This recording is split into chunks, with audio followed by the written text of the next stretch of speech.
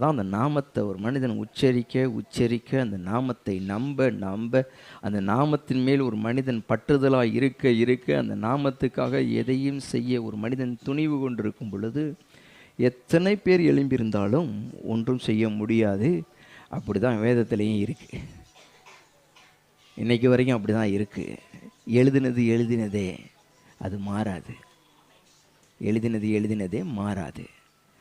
எத்தனை பேர் செய்தாலும் மாறாது. அப்படி தான்.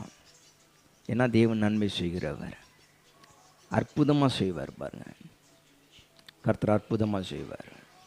இன்றைக்கி அநேக காரியங்களில், நிறைய ஆபத்துக்களில், நிறைய காரியங்களில், நிறைய டேஞ்சர் ஜோனில் நீங்கள் இருக்கும் பொழுதெல்லாம் நான் ஒன்று சொல்கிறேன், கர்த்தருடைய நாமத்துக்காக நின்று பாருங்கள்.